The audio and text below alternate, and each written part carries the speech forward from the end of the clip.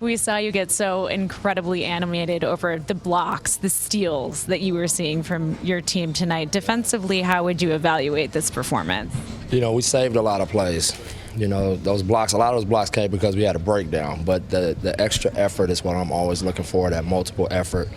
We have a bunch of guys that don't give up on plays, and I think you saw that tonight. Allonzo Trier comes into the game, your team's down 15, and we all saw what he was able to do. But when he gets hot like that, how do you find the balance between this 1 second rule where you guys want moving the ball? Going out the door for Zoe. They call him ISO Zoe. I'm going to let the kid be who he is. Some kids are just naturals, and he's a natural scorer. So I'm smart enough to know when to stay out of the way.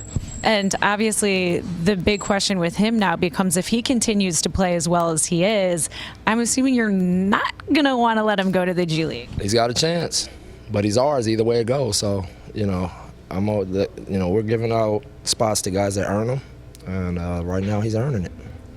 Do you know how bad Mitchell's sprained ankle is? We don't know yet. I don't think it's terribly bad, but I think he's got a pretty good sprain. What stood out the most about the way Trier's played so far? His tenacity. He's got a real spirit for the game. The kid really puts in a lot of time, maybe the most on the team, to be honest with you. The kid comes back most nights. But we got a lot of those guys. It's hard to say, but he really is a competitor. That's the one thing about it. And he fears nothing. And he's starting to show that it's rational to think that way. I saw how much you liked. What's up, Sean?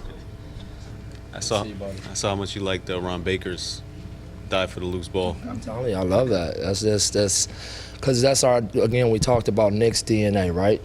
And trying to keep that thread of toughness and competitiveness and not giving up on plays, hitting people at the rim, hitting the floor for loose balls.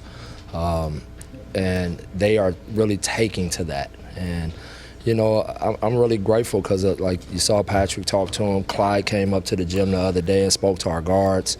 Allen Houston's always in their ear. And I think they're really starting to see what it means. The fact that those guys care so much about it. I think our team is really starting to try to take that on as part of their identity.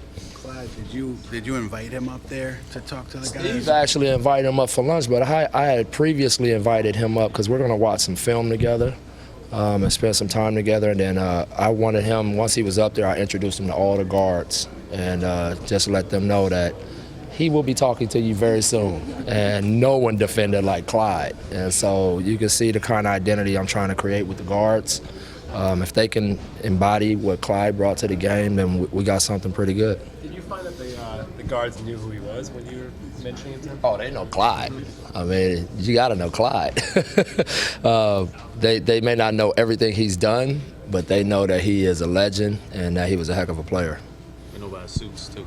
What I do. Come on, man. Sharpest dude in the league. With Ennis, he obviously put up big stats last season.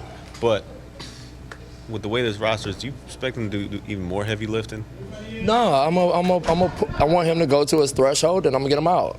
And, just keep being who he is. He's a bruiser. He's a banger. I think he's starting to show that he's a better defender than everybody tried to label him as with some real hard work and conditioning and us systematically really trying to put him in the right place. He's doing a heck of a job for us defensively. And then obviously on the glass, he's a terror. Most teams don't have the luxury of a low post threat like that. I know some people may not disagree with me. I think he's a top 5 back to the basket power player. I just don't see that anymore. Those are a dying breed, and we actually have one. For Ennis defensively, what do you mean by the right place? What's the right place?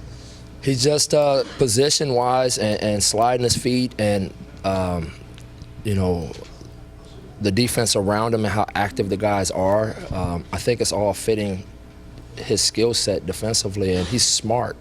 And that's where he's going to succeed defensively. He's not going to outquick anybody. We know that. He's not a guy that's like Mitchell who's going to grab shots off the top of the backboard, but he's a position defender. He's smart. He's great with his hands, and he knows how to bait guys. So if it gets him to take a bad shot, he's got a good chance of going to get the board.